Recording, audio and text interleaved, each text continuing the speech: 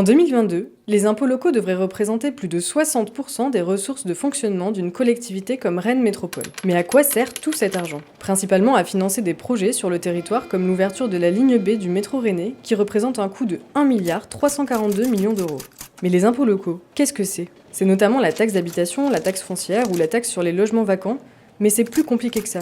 Aujourd'hui, certains impôts locaux sont en voie de disparition, comme la taxe d'habitation. Créé en 1974, cet impôt était auparavant perçu par tous les échelons des collectivités territoriales, communes, départements et régions. En 2000, la région a arrêté de le percevoir et en 2011, c'est au tour du département. En 2018, le gouvernement Macron a annoncé la suppression complète de la taxe d'habitation pour les communes d'ici 2023. Mais alors, s'il n'y a plus de taxe d'habitation, comment compenser ce manque à gagner? En 2018, cette suppression entraînait déjà un déficit de 15 milliards d'euros pour les communes. En 2019, il était de 17 milliards d'euros.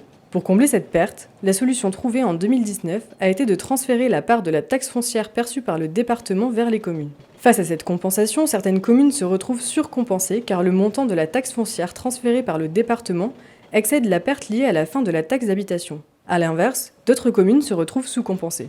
Pour tenter d'équilibrer, il y a une redistribution du surplus entre les communes. Avec le transfert de la taxe foncière aux communes, c'est donc le département qui se trouve avec un trou dans ses comptes, car il ne peut plus ajuster le taux de la taxe foncière pour répondre à ses besoins financiers.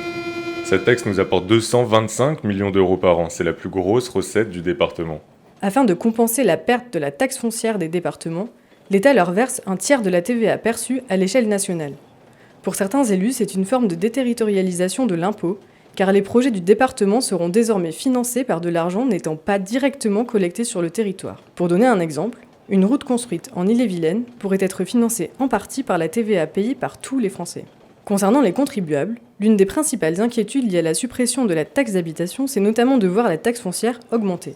Cette augmentation pourrait se répercuter ensuite sur le prix des loyers, et donc finalement réduire le pouvoir d'achat des ménages, contrairement à l'objectif de cette réforme. La perte du lien entre le territoire et le prélèvement de l'impôt provoque l'indignation des élus qui dénoncent une perte d'autonomie, voire même un processus de recentralisation de l'État français. Je considère qu'il ne peut y avoir de décentralisation sans capacité à peser sur ses propres recettes.